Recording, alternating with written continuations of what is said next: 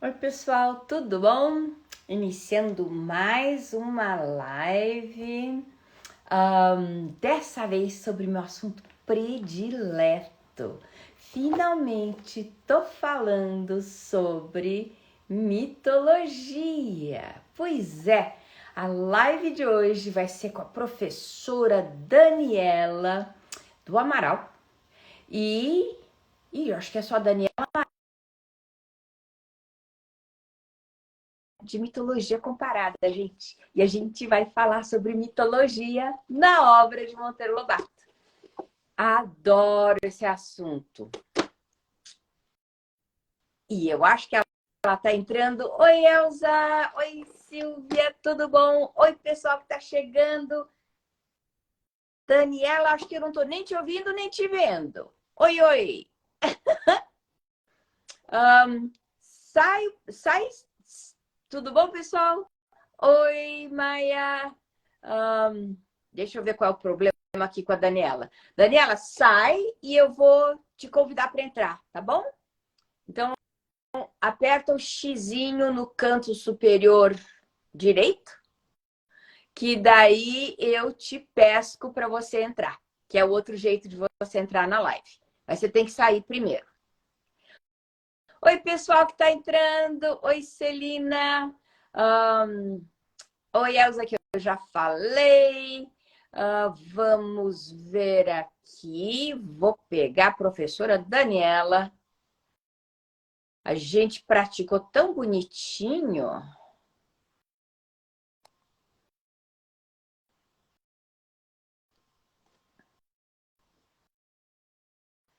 Meu Deus do céu. A gente praticou tão bonitinho. Pronto. Agora eu estou convidando você, professora Daniela, e estou te convidando e você deve estar entrando. Joia! Olá, tá me ouvindo? Tô te ouvindo, super legal. Boa noite, Cléo, boa noite a todos. Boa Vamos chegando, noite, né? Daniela. Que bom que você entrou. Tá meio escuro aí atrás, você não quer acender a luz, não? Melhorou? Melhorou. Você sabe, tá vendo, né? Eu tenho luz para tudo quanto é lado. Então, eu resolvi apagar ali atrás porque tinham dois OVNIs ali atrás, então não OVNIs. tava legal. Dois discos voadores. Então, oi, Fabi, tudo bom? Oi, poeta Gustavo. Oi, pessoal que está entrando. Oi, Vamos Alberto. chegando. Estamos chegando. Acho que esse assunto... Evaí! Professor Evaí é professor também e já leu os 12 trabalhos de Hércules, né? Sim. Então, eu sei que tem leitores, né, de Lobato aqui. Ah, tem. Leitores de Lobato. Tem gente que já fez palestra na escola comigo. O professor Ivaí já Sim. foi lá e escreveu a escola dele. Oi, Rogério, tudo bom? Marcos, tudo jóia? Vamos deixar eu vou entrar, né? Sim. Oi, vocês que estão chegando. Eu tenho um Tem amigo que algumas vem pessoas aqui que eu sempre, sabe? conheço. Tem? Quem que você conhece? Tem o pessoal do Café Mitológico, entrou, e espero que chegue mais. Eu já avisei para os mitológicos que compareçam na live, Lobatiana e mitológica. Ah, Café e Livre? Pois é. Tá vendo? O Evaí leu todos os livros do sítio. Gente, eu ia mostrar. Será que tá aqui? Tá aqui. Eu ia mostrar, daí desisti de mostrar, vou mostrar. Tá vendo? Esse é um dos livros de Lobato, Fábulas. Sim. Todo mundo conhece. Edição, acho que de 59, 60 e pouco, né? Uhum. Oi, professor Fábio, tudo bom? Olha só a dedicatória para Cléo, com beijo da vovó Marta. Minha avó Marta era a filha mais velha de Lobato, né? Daí Oh, aqui que linda. embaixo, quinto livro que a Cléo leu. Foi o quinto livro que eu li por inteiro. A gente não esquece, né, dessas coisas. Não, eu tinha esquecido completamente. Daí eu peguei o livro, estava organizando, e eu lembro como eu odiei esse livro. Você não imagina como eu odiei. Depois a gente se reencontra, Tem né? gente que E se ama reconcilia. fábulas. Como é que é? Depois a gente se reencontra, né? E aí tem um outro entendimento do livro. Tem, mas na época, a tal fábula da coruja, mãe que acha os nenês corujinhas bonitos, Oi, Enzo! Eu entendi que minha mãe, minha avó me amavam apesar de eu ser feinha. Ah, Foi tá meu vendo pra onde a gente vai? entendimento da história. Foi ruim. Olha pra isso. Pois é. Então, professora Isabela, Daniela, tá meio ruim o áudio. Vamos ver essa internet, tá? Mas então, vamos começar. Gente, Daniela Amaral é professora de mitologia comparada, gente. Eu nem sabia bem o que era isso, mas ela compara mitologias. Mas ela vai Sim. explicar direito o que é e qual é a definição de mitologia.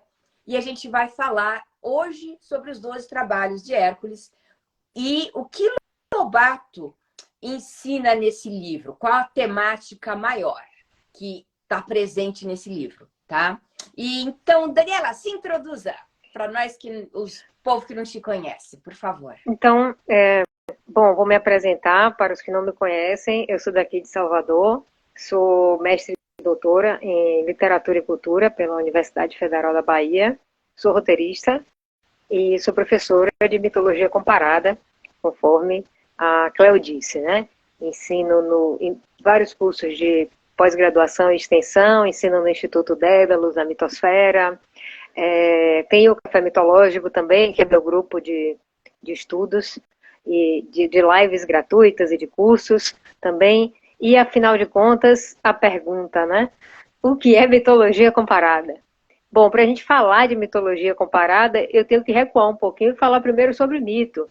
Porque muitas vezes nós utilizamos a palavra mito segundo uma concepção de que mito é uma grande mentira, né? Uma grande lorota. E daí todas as histórias que entram nesse balaio chamado mito são bobagens. Ficção, uma coisa que não tem nenhum valor. É. Né? Fica essa ideia. Só que assim, se a gente vai para a concepção clássica de mito, inclusive dentro do grego antigo, se a gente vai para o significado dentro do grego antigo da palavra mito, mitos, a gente encontra um significado que é narrativa tradicional. Ou seja, uma narrativa que carrega um conteúdo didático, muitas vezes, que nos mostra como é que as coisas são, como é que o mundo surgiu, como é que os deuses surgiram, como é que os bichos, as plantas surgiram, sentimentos, inclusive, surgiram. Então, como é que as coisas são ou deveriam ser. E aí nós temos a definição de mito. E agora nós vamos para a mitologia comparada. Mas fique à vontade para comentar, perguntar. Não, eu queria dizer assim, para o povo que não conhece, a professora Daniela tem o tal Café Mitológico, gente, é o nome do Instagram dela, tá? Então, se vocês forem no Café Mitológico, tem inclusive outras lives já gravadas sobre mitologia nos livros de Lobato. Foi assim que eu comecei, que eu cheguei até ela. Era uma sobre... Qual que já tem lá, Daniela? Nossa, esse ano nós já comemoramos 70 lives. Então Nossa. São muitas. Nasceu na pandemia, né? Nasceu na então pandemia. Eu tenho o Instagram do Café Mitológico. Eu também nasci para sobrevivermos. Há muitas coisas, então você me compreende. Pois é. Mas então, mitologia realmente tem essa concepção, na hora que você falou, que é um mito, que não é verdade. Mas na realidade, e rebaixa, né? Rebaixa. Que a definição da palavra mitos é uma explicação tradicional. É uma narrativa tradicional. Ou seja, que pertence à tradição. Que explica coisas que a gente não entende, não é isso? Sim. Coisas que nos assustam, que nos provocam curiosidade, que a gente não compreende, que a gente não aceita. Então explica o mundo de fora e o mundo de dentro também. Por isso que a gente vê muitos mitos que envolvem emoções, sentimentos que são guardados por divindades. Exatamente. E aí? E a mitologia comparada? Bom, a mitologia comparada é o estudo comparativo entre mitos de diferentes culturas. E aí o que é que a gente faz com esse estudo comparativo? A gente estabelece as semelhanças e as diferenças, e eu vejo que isso é muito útil para diversas áreas do conhecimento, para diversos campos. Então, por exemplo, a gente pode aplicar. Eu tenho muitos alunos do Café Mitológico que são terapeutas, são da área de psicologia analítica, são psicanalistas. Então, aí é o mito olhando para o mundo de dentro, né? Mas eu também tenho alunos que são da área de história, de filosofia, de literatura também, que eu espero que os de literatura também estejam aqui. Então, é como se a gente tivesse uma grande caixinha de ferramentas que a gente pudesse utilizar em muitas áreas do conhecimento. Então, eu lembro, você falando agora, eu lembro mamãe, né? Mamãe sempre foi interessada em arqueologia, Grécia Antiga, Egito, mitos, e diferentes versões, bem história, né? Tinha o mito da Eco, não era? Era o Sim. Eco ou era a Eco? Sim, Eco e Narciso. É uma ninfa, Eco é e uma Narciso, entidade feminina, Eco e Narciso, que está inclusive nos 12 trabalhos, é narrado. Porque o Lobato ele coloca várias historinhas intercaladas, então ele fala do mito de Eco. Eu não me lembrava mais de onde que eu tinha aprendido. Então foi nos 12 trabalhos de Hércules. Gente, esse livro é genial, né? Meu livro favorito. Já falei isso trocentas vezes, né? Todo mundo sabe. Todo mundo pergunta qual é o seu personagem favorito. Do sítio é a Emília, mas fora do sítio, o Hércules. E aqui está a minha caixinha. Também. Pois é, a minha caixinha original, de, sei lá, de 1800, né? Que tá tão velha, com os 12 trabalhos de Hércules. Ele capturando Cérbero, né? Pois aí, é. Na capa. Então, gente, eu vou fazer fiz um story que eu esqueci de postar, de quantas cabeças tinha a Hidra de Lerna. E eu acho que essas ilustrações são do meu avô J. Campos. Eu acho, tenho quase certeza.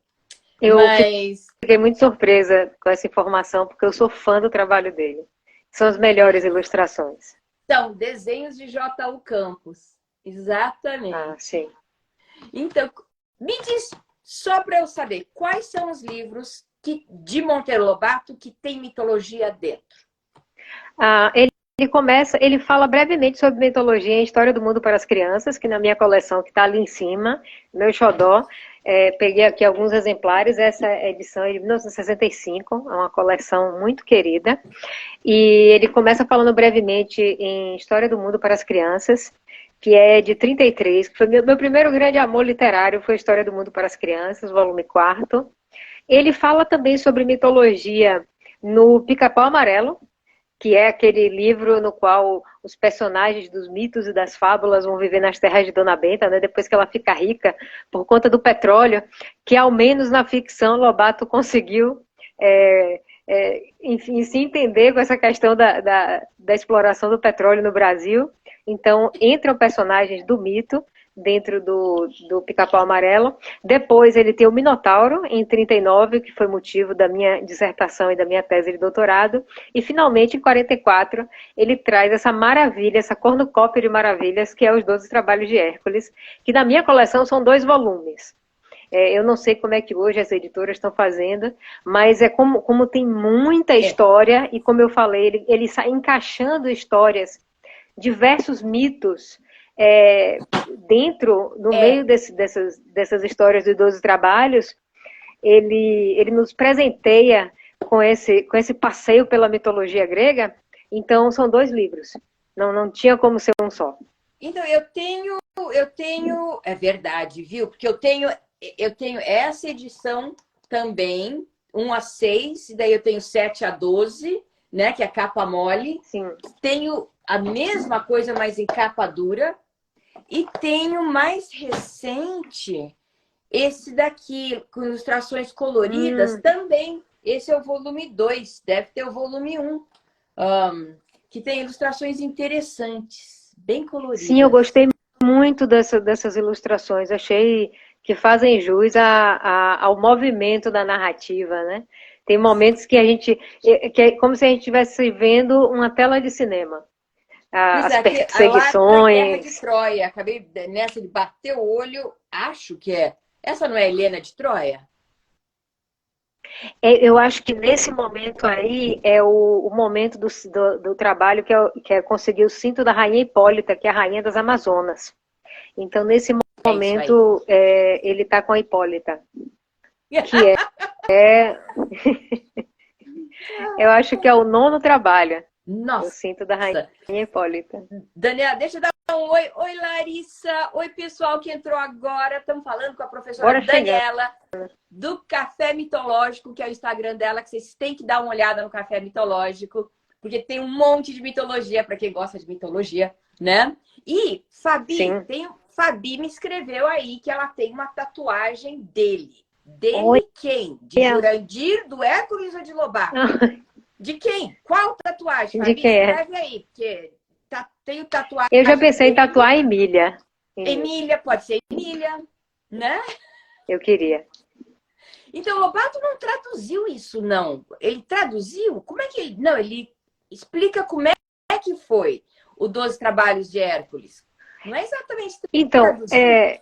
não, ele não traz a narrativa como ele recebe a narrativa. Porque, claro, se a gente está falando do texto clássico, a gente está falando de um texto com muita violência e com um conteúdo que talvez não fosse tão interessante para o público dele. Além da questão da violência, né?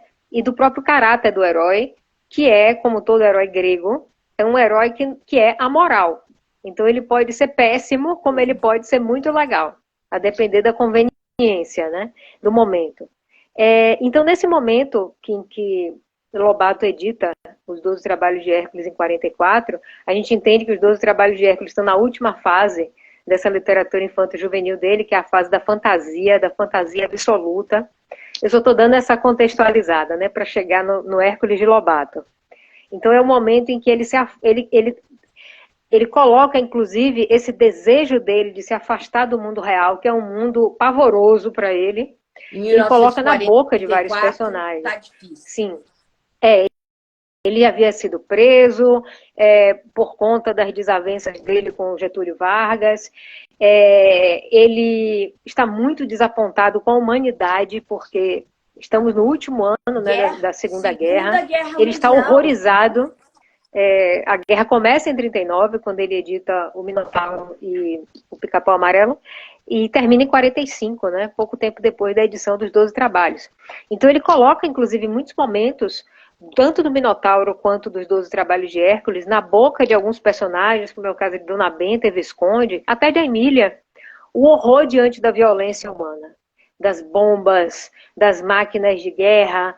Então ele acha tudo isso tão repugnante que é como se ele se retirasse do mundo real e aí ele decide mergulhar na fantasia. E ele leva a gente, né? Então, nesse momento em que ele mergulha na fantasia, ele mantém o seu propósito, desde lá de Renações de Narizinho, né, do primeiro volume da série, que é educar e entreter o seu público, o seu imenso público, e ele nos presenteia com essa delícia de livro que é Os 12 Trabalhos de Hércules, que não só apresenta os 12 Trabalhos de Hércules na visão lobatiana, e claro, assessorado pela Emília, pelo Visconde e pelo Pedrinho, cada um com uma habilidade intelectual diferente, habilidades estas que Hércules não tem definitivamente, porque ele é uma massa bruta, de coração mole e muito intempestivo também. Então, eles trazem esse adicional. E agora, eu acho que foi a Fabi que perguntou, né? Que ele traduziu. Não, já existia o mito de Hércules e os 12 trabalhos, já existia traduzido em português. Ele ressignifica. Ele ressignifica. Ele pega e adapta, mistura com os personagens do sítio, né? Sim. Explica que direito, é uma forma é de tradução, mas não deixa de ser uma forma de tradução, que é chamada de tradução transcultural. Então ele passa de um sistema lá com todos os elementos do mundo clássico para um outro sistema que ele cria, que é voltado para o universo infanto-juvenil. Então, quando eu falo desse Hércules, eu sempre pontuo, esse é o Hércules lobatiano. Hércules ou Heracles, né? Que Hércules, fica bem claro que é o nome romano dele, é mais fácil de falar Hércules, e Heracles é o nome grego. Pois é. Que vem do nome Hera, que é a grande inimiga dele, né? A grande inimiga de Emília, inclusive, que inferniza a vida de Hércules. O nome Hércules, então, ele significa glória de Hera. É mesmo? Mas espera aí, eu continuo nessa ressignificação de usar uma história, porque isso é muito interessante. Ele faz a mesma coisa com o Dom Quixote de La Mancha. Já existia Sim, o Dom Quixote para as Quixote crianças. de La Mancha em espanhol. Pelo visto, ele é assim, eu não sei da onde que Lobato aprendeu espanhol, não sei onde que ele aprendeu inglês, porque ele traduziu também coisas do francês, ou seja, já pegou traduzido. Ele foi um grande tradutor também. Pois é, ele provavelmente traduziu sim, porque 65 livros. Sim. Né? E provavelmente ele leu. O Lobato traduziu, né? É um absurdo. E será que ele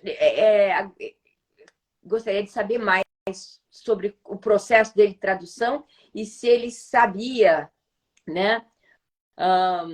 Tantas línguas. Onde que ele aprendeu inglês, por exemplo, para traduzir?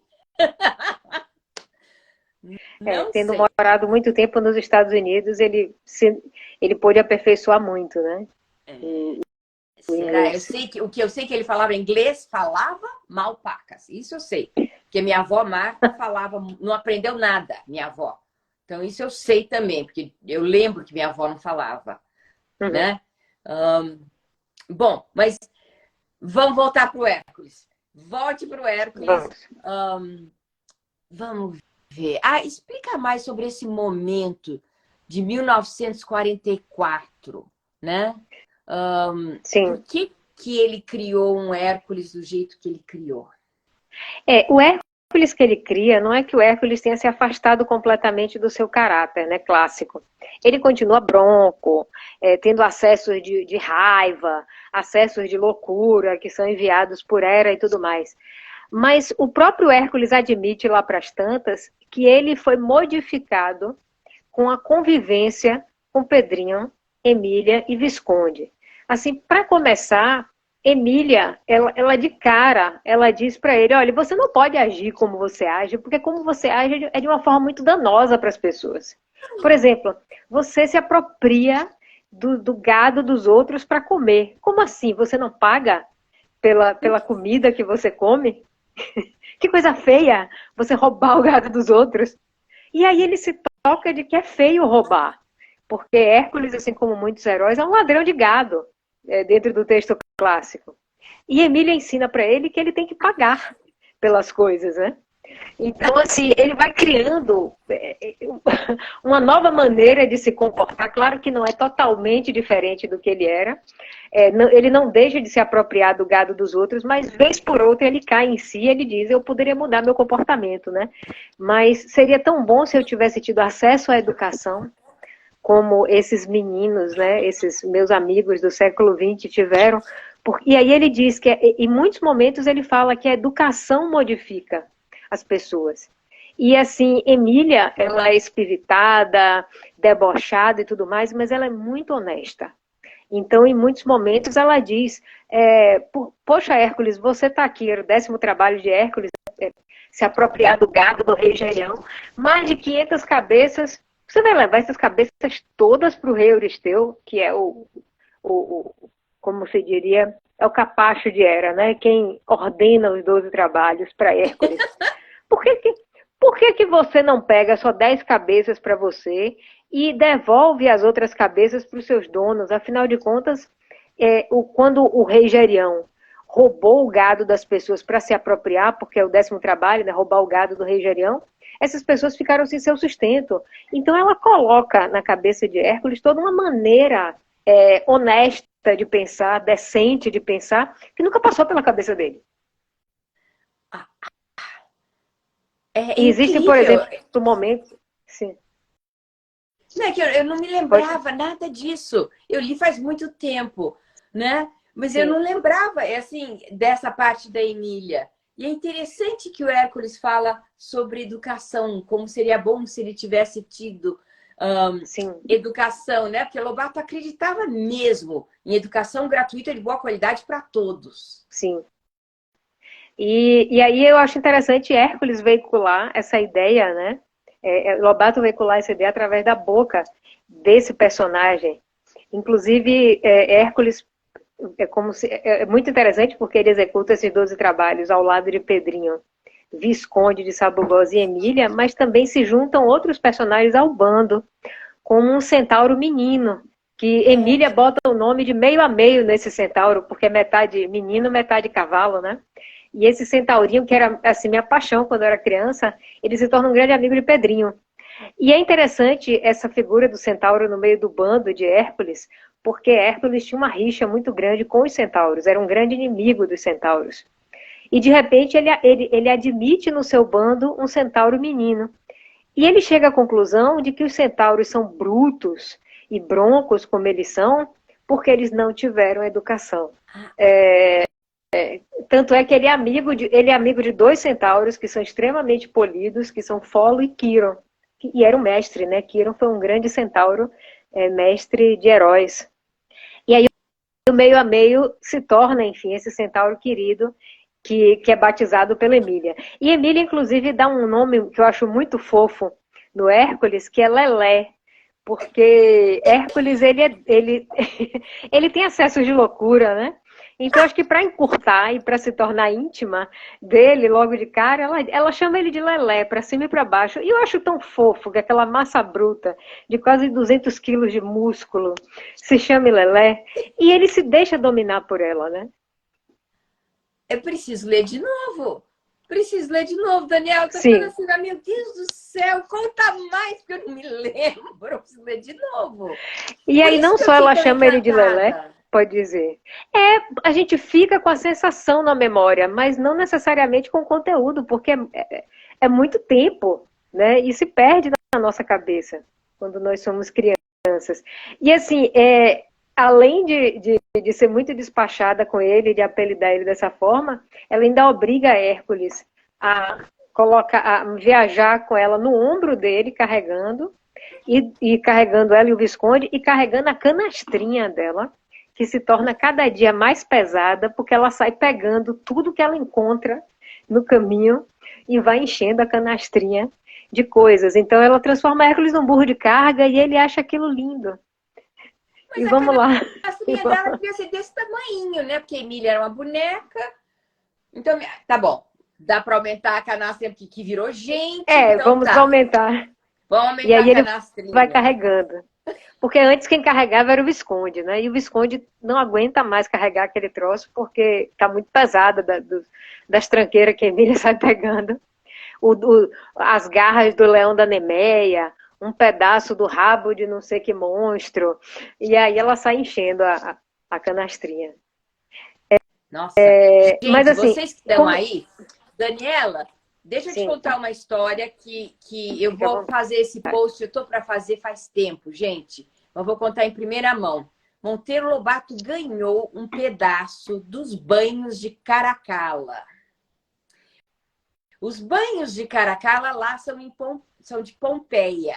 Pois é, naquele tempo o povo ia, roubava coisa de lugar arqueológico, né? Pegava uma Sim, lembrancinha. E tem um sujeito chamado Manequinho Lopes, que é o cara que tem o viveiro, que deu o nome ao viveiro que tem no Ibirapuera. Foi lá para a Itália, para Pompeia. Falando de mitologia, me lembrou tudo isso, né? E pegou um pedaço do fresco, né? Da borda, sim. assim. Tá aqui Deus! no cofre, tá aqui no cofre, porque tava na Coisas da parede, né? Emília. Coisas da Emília para estar na canastrinha da Emília, não é? Sim, Vou sim. mostrar, vou colocar uma foto amanhã, eu juro que eu coloco, porque eu nunca Não é fácil mostrei essa o daqui. pedaço do banho de Caracala que tem, que o Monteiro Quero Lobato ver. ganhou. Falando em mitologia. Mas aí é mitologia romana, né? Pois é. É, greco-romana, os romanos foram herdeiros, né, das artes plásticas. E graças a eles, muita coisa chegou até as nossas mãos, né? Porque os textos primeiros de muitos autores se perderam. Então, é isso que eu lembro de ter aprendido, que a mitologia era greco-romana, exatamente, não era? A Sim, mitologia greco-romana não é mais sim, correto? inclusive o próprio Visconde dá algumas aulas sobre isso para Emília, porque volta e meia ela pergunta, mas vem cá, você chama Zeus e chama Júpiter? Chama Hera e chama Juno? Que confusão é essa? E aí ele faz, foi a primeira vez que eu vi a nomenclatura dos deuses gregos ao lado dos deuses romanos, hoje eu tenho toda na minha cabeça. Então Zeus é Júpiter, Hera é Juno, Palas Atena, é Minerva, Deméter, é Ah, Ceres, e por aí vamos. Então, exatamente. eles foram assimilados, né, pelos romanos, felizmente. Porque assim eles tiveram uma sobrevida, uma outra sobrevida. Pois é. Bom, eu sei que os 12 trabalhos, eu acabo dando spoilers, né, para quem não leu, e assim, eu gostaria de comentar um pouco sobre os 12 trabalhos, mas não somente das tarefas que foram realizadas por Hércules, com a ajuda de Pedrinho Emílio Visconde, mas também das histórias que intercalam os 12 trabalhos, que são muito divertidas. Como eu falei para Cleo no início, ele apresenta o mito de Eco e Narciso, apresenta Pan, apresenta o mito de Filomela e Procne, enfim, Medeia aparece também, Medeia, fabulosa Medeia, né, da tragédia de Eurípides. Inclusive, Medeia fica toda interessada em ter a Emília como ajudante, e Emília fica toda espiritada também para viver com Medeia, a feiticeira. Enfim, isso eu acho que é muito delicioso, porque é como se fosse vários bônus associados à narrativa dos 12 trabalhos. E, assim, é interessante ver na narrativa alguns elementos assim que criam identificação com o público daquele tempo. Então, por exemplo, no primeiro trabalho de Hércules, que é matar o leão da Nemeia, que é um leão invulnerável, ou seja, cuja pele não podia ser penetrada por lanças, por flechas, nada, Hércules fica naquela situação, como é que vai matar o leão? É nesse momento, pouco tempo depois, que ele vai conhecer o pessoal do sítio. E aí eles gritam da árvore. Hércules não está vendo ninguém, eles estão em cima de uma árvore, e aí eles gritam. Pedrinho diz, Hércules, pense em outra coisa, porque suas flechas não vão funcionar. E aí ele pega a clava e tenta matar o leão com a clava, também não consegue. Aí Emília sugere que ele sufoque o leão, porque o leão tinha pele invulnerável, mas não era imortal, né? Então ela diz, sufoque ele, segura o pescoço e sufoque. E aí Lobato diz que Hércules abraçou o pescoço do leão com a força de 1000 tamanduás. Só o público brasileiro ia curtir isso, gente. Eu amei saber que eram 1000 tamanduás segurando o pescoço do leão. Ele introduz essas maravilhas assim na narrativa. E aí, logo depois eles se apresentam, Hércules fica fascinado com aquelas 3 figuras inusitadas, entre elas um sabugo de milho, uma planta muito esquisita, né, porque não existe naquele mundo, e uma boneca menina, muito espiritada também. E aí eles iniciam essa jornada, né, dos 12 trabalhos. Eu lembro que tem um momento, já no final, no segundo tomo, quando Hércules ele vai lutar contra um gigante chamado Anteu, que é um gigante invencível, porque ele é filho da terra, e quando ele luta com os pés descalços, com os pés bem em contato com a terra, justamente porque é dali que ele tira as forças dele. E aí Hércules fica preocupado em como é que ele vai derrotar aquele gigante que é invencível.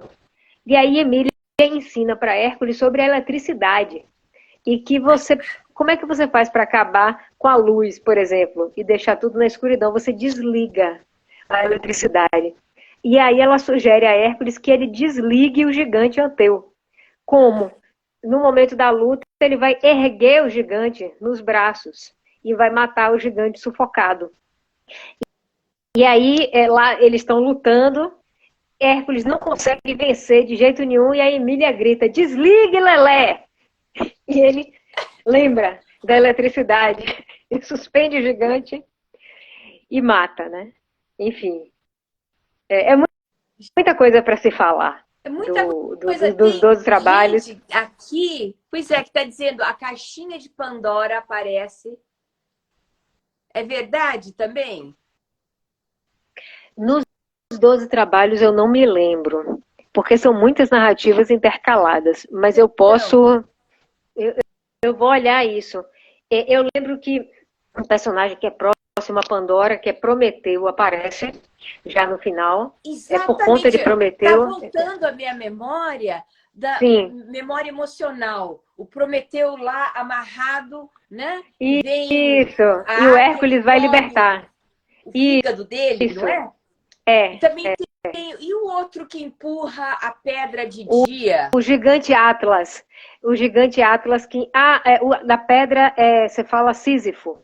Sísifo é o da pedra e Atlas segura o céu. Tem um momento em que eles encontram com Atlas que está segurando o céu, e aí Atlas quer enrolar Hércules. Aí diz: eu preciso ir ali pegar o pomo de ouro na casa das minhas filhas, segura aqui o céu para mim. E aí Emília fica toda desconfiada, né? Porque acha que Atlas é um malandro. E Hércules, bobão, aceita. Aí, quando o gigante volta, o gigante não quer mais pegar o céu para segurar, quer deixar tudo na mão de Hércules, né? Aí Emília engabela Atlas e faz com que ele pegue de volta o céu. E aí eles fogem. Emília engabelando os personagens é um show à parte, né? No 12º trabalho, quando Hércules tem que pegar Cérbero, que é o cão do inferno, como dizia minha avó, que é o cão de 3 cabeças que guarda o mundo dos mortos, Emília, eles primeiro têm que entrar no Hades para fazer uma audiência com Hades, que é o deus do Hades, que é o deus do mundo É. dos mortos. É o nome do deus e o nome do lugar ao mesmo tempo. Então eles têm que conversar com Hades para pedir a permissão do deus para pegar o pet dele, que é Cérbero, que é um cão de 3 cabeças. E aí, Emília, ela leva com ela 3 moedinhas para pagar o barqueiro Caronte, que é o barqueiro da travessia, né? Da travessia das almas. Só que aí não tem só 3 pessoas, tem 4. E Emília, ela dá o calote em Caronte, gente. É impressionante. Ela engabela Caronte. Ela faz de conta, além de transformar todos eles, faz de conta que somos alma. Ela lança a mão no faz de conta quando não tem mais jeito. Ela ainda dá o calote em Caronte. Eles conseguem entrar no Hades.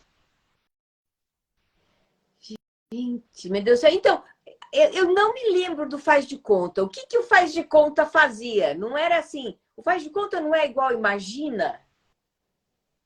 Então, o faz de conta é um recurso que só a Emília domina e que entra em cena em momentos em que nada mais há o que fazer.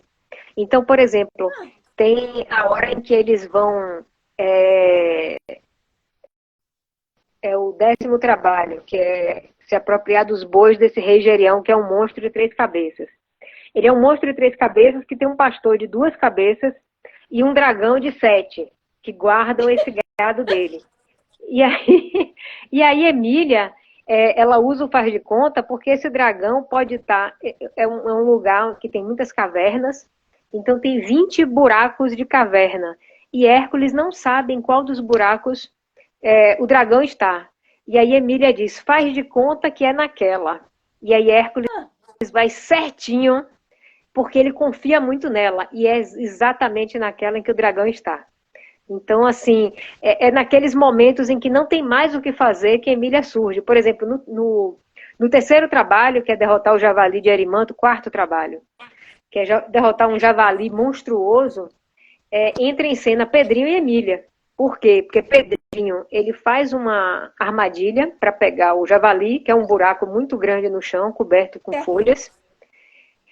E Hércules diz, tá, Pedrinho, agora como é que a gente vai fazer para que o javali passe por aqui? Porque ele tem muitos caminhos para seguir. Como é que ele vai passar justamente aqui? Aí Emília diz, não se preocupe, faz de conta que o javali gosta de passar por aqui e vai passar por aqui. E ele passa. Gente, eu não lembrava do faz de conta. Eu acho que quando criança, ao ler, era tão natural o faz de Sim, conta que eu nunca percebi que era algo diferente. Era assim, faz de conta era normal. Eu fazia de sim. conta toda hora. E pra gente era natural. Eu fazia de conta que Paula Atena estava do meu lado, me ajudando nas lições de matemática. Então, era tão natural, né? Pois é, por isso que eu nem lembrava do faz de conta. Fabi fez uma pergunta sobre o faz de conta. Peraí. Como é que vê? Como é que vê aqui a pergunta? Eu tô voltando para cima para ver a pergunta, que era uma pergunta tão legal sobre a festa do faz de conta. Deve ser A o festa do uso faz do de faz de conta conta? existiu mesmo? Essa foi a pergunta. Ah, tá. Festa de faz de conta, uma festa mesmo? Não, mas eu vejo que o uso do faz de conta, a Emília faz uma festa com isso. Porque Pois é. ela é uma grande mão na roda para Hércules, porque quando todos os recursos acabam, ela vem com faz de conta. Inclusive, Medeia fica muito impressionada com faz de conta. E ela quer A dominar aquele Medea que feitiço. tinha bendito, tinha as cobras, né? É a Medusa. Medusa. Medusa. Meu Deus, Que confundi também Medusa com tá. Medeia. Que Medusa também também tá. aparece ou não? Medusa aparece. E quem vê a Medusa, na verdade, não olha diretamente para ela, porque senão vai virar estátua, é o Visconde. Quando ele tem uma hora que ele se perde do bando, e aí ele vai acompanhar Perseu, que é o herói que mata a Medusa, e aí ele acompanha toda a aventura de Perseu até chegar na Medusa e cortar a cabeça da Medusa e colocar dentro do saco e tudo mais. E assim, isso que eu acho a delícia do livro, porque como se não bastasse a gente acompanhar os 12 trabalhos de Hércules, a gente faz um passeio inesquecível Por por diversos mitos que todos Lobato os teve a felicidade de mitos, né? Por conhecer. Sim, toda a mitologia sim. grega. Porque, assim, eu tava pensando, onde é que eu aprendi? Acho que esse realmente, por isso que eu digo, olha, eu digo porque era a minha memória, que era meu livro favorito, né? Mas agora eu tô pensando, assim, como se fosse assim, minha vida inteira eu tenho, tá nesses livros, né? A história da Medusa, do Perseu, da Psique, do Narciso, da Eco, eram todos amigos pessoais. Eu acabei de fazer Sim. faculdade de História, por causa dessa porcaria desse livro, meu Deus do céu, era como se fosse, você está É. falando do meu mundo de infância. Eu vivi nesse mundo 10, 15 anos, até virar adolescente. E foi meu primeiro contato Muito também com incrível. mitologia. Assim, a obra de Monteiro Lobato é meu mito fundador da mitologia na minha vida. Porque foi o primeiro contato. Vamos lembrar que era um mundo sem internet, sem Google. Então, a gente tinha que pesquisar todas as nossas curiosidades nos livros. Isso dava trabalho, mas era um prazer enorme mergulhar nessas narrativas sem nenhuma dispersão, 10 janelas abertas, redes sociais, blá, blá, blá. Então, era Tinha uma outra maneira de entrar em enciclopédia. contato com conhecimento. Tinha Tinha enciclopédia, enciclopédia. A gente pegava a enciclopédia que e ia ver ocupava. as fotos dos templos. E daí, quando eu fiz 18 Sim, anos, minha mãe e meu pai e eu, a gente viajou para a Grécia. E fomos no templo de Atenas, e fomos em tudo quanto é templo. Alugamos um carro e fomos em tudo quanto é templo do livro. Fomos para sim, Creta, fomos para o Palácio do Rei Minos, quando eu fiz que 18 delícia. anos, meu presente de 18 anos. Que delícia. Olha, a Paula está aqui dizendo que me inspirou a fazer faculdade de Também. História foi Monteiro Lobato. Tá vendo como a mitologia vem de todos os jeitos, né? Na vida da gente. Meu amor pelas letras, com certeza começou com ele. Eu posso dizer assim que a primeira vez que eu tive um livro nas mãos, livro desse que a gente deixa em pé, sabe? Que fica em pé sozinho, foi nessa coleção aqui, de Monteiro Lobato. Minha primeira referência de livro, meu primeiro amor literário. Mas que delícia. Gente, então, eu queria perguntar para vocês, ó, põe o coraçãozinho, João Vitor, oiê. Oi, pessoal que está entrando agora, estamos aqui. Oi, Vamos Eunice, chegando. faz tempão que eu não vejo a Eunice nas minhas lives, que bom que você está aí. Gente, então, eu adoro falar desse assunto. Então, eu estava pensando em fazer outra live sobre o Minotauro. Vocês têm que me dizer se vocês querem, tá? Depois eu faço caixinha de pergunta, mas vocês também podem responder agora. Se vocês querem que Minotauro, a gente começou a conversar, Daniela e eu. Aí aparece a Anastácia, tem mais coisas que acontecem, né, Daniela, no Minotauro? Sim, sim. Inclusive tem personagens no Minotauro que reaparecem nos 12 trabalhos. O próprio Hércules, a primeira aparição de Hércules em Lobato foi no Minotauro. Foi numa aventura que Pedrinho, Narizinho e Visconde acompanham, que foi a morte da Hidra de Lerna, e que ficam fascinados. E aí, por conta dessa aventura, eles voltam para a Grécia heróica, né? Para a Grécia mítica, com o pó de pirlim-pim-pim, que era uma vontade que eu tinha de ter esse pó louca quando era criança. E aí eles voltam para a Grécia heróica para acompanhar os outros trabalhos de Hércules. Olha, eu acho que foi um sim total, viu? A ideia de outra live sobre o Minotauro. E o Pica-Pau Amarelo? Que eu não me lembro de ter lido o Pica-Pau Amarelo. Eu nem achava que era um livro de verdade de Lobato, até que eu descobri aqui na estante, né? Falei, pô, existe mesmo. Eu achei que estavam errando, era o sítio. Mas não, e o Pica-Pau Amarelo? O Pica-Pau Amarelo. É aquele livro que vem todo mundo morar no sítio, não é? Terra de Dona Benta. E assim, vem um povo de tudo quanto é lugar da imaginação. Vê o povo do mundo das fábulas, vê a Branca de Neve, a Bela Adormecida, vê o pessoal das Mil e Uma.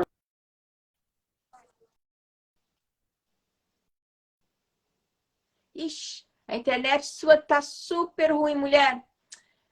Daniela, tenta sair e voltar. Oba! Todo mundo está dizendo que é o pó de pirlim-pim-pim, mas a sua internet está dando uma travada, mulher. Nossa Senhora. E aqui está aparecendo normal o sinal. Você acha melhor eu sair e voltar? Não, você voltou. Não, você está bem. Agora você está bem. Fique aí, não vai embora.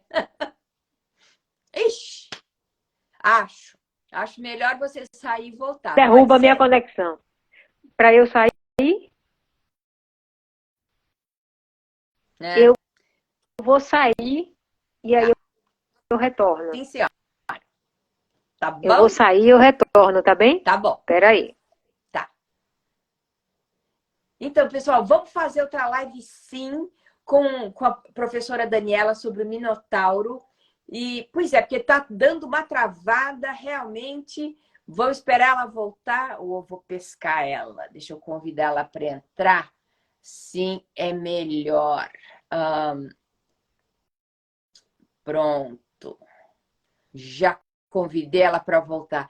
É bom demais lembrar dessas coisas. Eu estava faz um tempão querendo fazer essa live e começar a falar de novo de mitologia, sabe? Vamos aceitar. Gente, hoje eu ainda não estou chamando seguidor para fazer live. Voltei. Voltou, mas peraí que você está no escuro, agora você voltou. Voltei, eu voltei. Me derrubou, eu estava falando mal dela agora há pouco, e aí ela sempre faz isso, ela derruba a minha conexão. Então, a gente estava falando do Pica-Pau Amarelo. Eu não sei se vocês conseguiram me escutar quando eu falei do Pica-Pau Amarelo. Não. Nada? Então, Dona Benta, ela consegue uma grande porção de terra ao lado das terras dela do sítio. Estão me acompanhando? Tá dando para me escutar? E eles convidam, eles convidam vários esse monte de terra. E aí eles convidam vários personagens da imaginação, né? De Dom Quixote ao pessoal das Mil e Uma Noites, as princesas dos contos de fadas, Chapeuzinho Vermelho, Peter Pan, os personagens mitológicos, vai todo mundo morar nas terras de Dona Benta. E lá para as tantas, Branca de Neve, que tinha ficado viúva daquele príncipe que nem tem nome, né? como diz Emília, É o o príncipe que príncipe, é sem nome. Verdade. o príncipe não tem nome. E aí ela fica viúva. Hã? E aí eles arrumam um casamento de Branca de Neve com o príncipe Codadad das Mil e Uma Noites. E aí tudo se encaminha para esse casamento, que vai ter uma festa espetacular. E nessa festa, essa festa será comandada, o banquete da festa vai ser comandado pela tia Anastácia, que vai chefiar mais de 100 cozinheiros, que vão assar 1.900 e tantos fazões. Vai ser uma coisa espetacular. Só que aí, pouco antes da festa começar, a festa de casamento é invadida por um bando de monstros mitológicos que não tinham sido convidados para o casamento. E no meio desses monstros está o Minotauro, que a gente não sabe que foi ele que fez isso, né? O Minotauro vai sequestrar a tia Anastácia e levar para o labirinto de Creta. Gancho para o próximo livro, ou seja, o final do Pica-Pau Amarelo é o início do Minotauro, que é o livro seguinte. Então, não sei se o povo aí que está assistindo lembra desse livro, O Pica-Pau Amarelo. Porque agora você contando, eu lembro que eu fiquei com ciúmes. Com ciúmes de todo mundo vir morar no meu sítio. Sabe? Eu não gostei desse livro.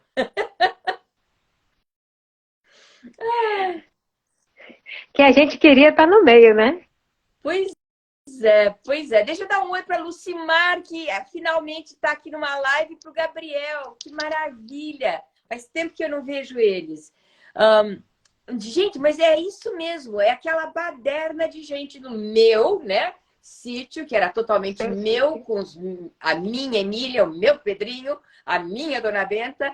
Por isso que eu não gostei. É exatamente isso. Ainda não acaba bem. Acaba com sequestro. Rapto. Né? A festa de casamento é totalmente desmontada, porque entram os penetras, né? E aí eles destroem tudo, e tia Anastácia some no meio daquela correria toda. E todos ficam desesperados, porque tia Anastácia é uma figura importantíssima dentro daquele mundo, né, governado por mulheres, do sítio do Pica-Pau Amarelo. E quem quer ficar sem os dotes culinários de tia Anastácia também? E aí todos decidem ir para a Grécia para resgatar a tia Anastácia. Sabe Deus onde é que ela vai estar, mas eles decidem procurar pela tia Anastácia. E a procura é muito legal também. Então já fica aí o gancho para a nossa próxima live. Para a nossa próxima live. Pessoal, se vocês quiserem fazer perguntas para a Daniela, podem perguntar. Fiquem à vontade. Tá bom? Fique à vontade, gente. Então, deixa eu já falar que daqui a 2 semanas eu vou fazer live com seguidores, né? E daí a gente pode fazer outra de Minotauro daqui a um mês. O que você acha, Daniela? Você acha que dá? Para mim, tá ótimo. Para mim, tá ótimo. Né? E olha só, o que seria dos heróis se não existissem os monstros, né? Justamente. Eu falo, inclusive, sobre isso na tese, porque assim, eu falo muito sobre essa questão do Minotauro ser a escada de Teseu. Teseu é o herói que mata o Minotauro. Então, o que seria dos heróis se eles não tivessem que combater, se não tivessem monstros, antropófagos, esquisitos a serem combatidos? Eles não valeriam de nada. Os grandes heróis são os heróis que matam os monstros. E assim, ao que parece, a função do monstro, muitas vezes, é estar ali para ser morto por um herói, simplesmente. Como é o caso das várias funções do Minotauro. Ele é colocado, não só por conta de uma vingança, né? A gente vai falar sobre isso na live, assim eu espero. Ele está ali não por causa de uma vingança de 2 deuses, que são Poseidon e Afrodite, que decidem se vingar do rei Minos, com essa criatura que é o Minotauro, mas também ele está ali para promover a glória de um herói chamado Teseu, que é primo de Hércules, inclusive. Olha só. Vamos voltar para o Hércules, senão a gente sai falando do Minotauro. Não, vamos voltar para o Hércules, para os 12 trabalhos de Hércules, que aparece tanta gente, tantos outros mitos, tantas outras histórias. É curioso como o Lobato, isso eu tenho notado através de todos os livros, né? É o educar e divertir, entreter. Educar e entreter. E trazer porque cultura, né? Sim. Trazer cultura. Sem o entretenimento, sem o prazer de ouvir histórias, de ler histórias, como é que a gente aprende? Entra por um ouvido e sai pelo outro. O aprendizado fica bem mais chato e bem mais difícil, menos acessível. É das coisas que eu comecei agora a pesquisar, é exatamente como o Lobato queria, se estava interessado pela escola nova do Anísio Teixeira, que propunha uma escola quase como o Waldorf ou Reggio Emilia, que você aprendesse fazendo e brincando, com prazer, né? E isso 100 anos atrás. E o sistema de ensino era decorar a tabuada, decorar os verbos, declinar verbos, decorar latim, né? Era absolutamente decorar, né? E repetir. Sim, sim. Sem nenhuma felicidade, né? Sem nenhum prazer em fazer aquilo. Felicidade. Pois é. E Lobato queria que a educação, o aprendizado fosse através... Por isso que ele ensina nos livros, né? Sim. Consistentemente ele está ensinando. Pela boca de todos os personagens, inclusive da Emília. O ensinamento não vem só da boca do Visconde, da Dona Benta, que são os eruditos, né? Mas vem através de todos os personagens. Inclusive, uma coisa que eu acho linda em Lobato é que ele dá um livro para cada personagem. Você tem um livro para Narizinho, que é Renações de Narizinho, tem Caçadas de Pedrinho, Histórias de Tia Anastácia, Serões de Dona Benta. Gente, é isso então não mesmo. Fica nenhum de fora. Isso é lindo. E dá voz para todos os personagens. Sabe que eu não tinha percebido isso? Que cada um tem um livro? É verdade. Ele dá um livro para cada um. É a nossa felicidade, né? Olha só, para nossa felicidade. Pois é, olha, que delícia. Que delícia. Adorei, adorei. A Lucimar está perguntando se alguém tem o segundo volume dos 12 Trabalhos de Hércules.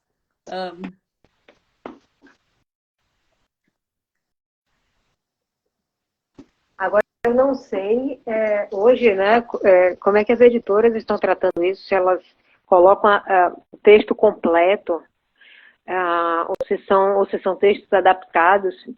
Eu não tive, assim, a oportunidade de ver nas livrarias os 12 trabalhos, mesmo porque são tão poucas livrarias hoje em dia, para folhear.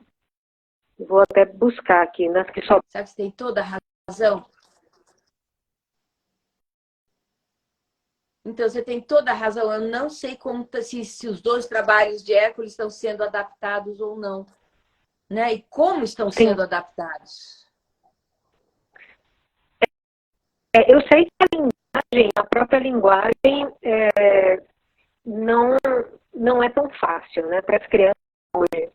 Mas também, eu acho que é tudo colocado de uma forma tão leve que até o estranhamento é interessante, porque você aprende muita coisa nova. Eu pelo menos, eu posso dizer que quando eu li a obra de Lobato, eu aprendia a cada livro várias palavras que eu nunca tinha escutado. E eu me lembro até hoje de onde essas palavras vieram. É uma experiência maravilhosa. Foi. Nossa, é isso mesmo, Daniela. Eu tô refletindo, né? Porque eu acho que os 12 trabalhos de Hércules a gente lê mais tarde. A gente não lê com 6 anos, nem com 7, nem com 8. Você já está com uns 12, 13 anos, né? E aí você aprende palavras novas. Você está aprendendo sobre novas culturas. Pois é, acho que a nossa internet está muito ruim, Daniela. Né? Nossa. Tá. O Instagram ajuda muito, né? Fica mastigando. Eu lamento. Eu posso sair e voltar de novo também. Então, Daniela, a gente está quase no final da nossa hora inteira. Tá. A gente pode dar uns 5 minutinhos aqui, ver se alguém tem alguma pergunta. e daí a gente encerra essa live e faz outra, né? Tá bom. Tem gente, porque eu acho que a nossa internet aqui tá chovendo muito também. Ah, tá. E o Instagram, ele é bem pesado, né? Então, podemos fazer assim? Podemos. Já que a chuva não está ajudando, a gente dá um beijo para todos que vieram. Tem gente dizendo que a infância foi perfeita graças a Lobato. Tem gente agradecendo. A dadeira de ideias. Ela se auto-titula assim para Hércules. Então, ela aguarda vocês. Né? Daniela, um beijo Léo, grande para você. Muito Diga. Obrigada, minha querida. Nós vamos nos reencontrar. Prazer Espero que a gente se reencontre também. Vamos ver pessoalmente. Talvez... Quero te agradecer. Foi ótimo a gente conversar. Nossas conversas, gente, eu realmente adorei conversar com a Daniela.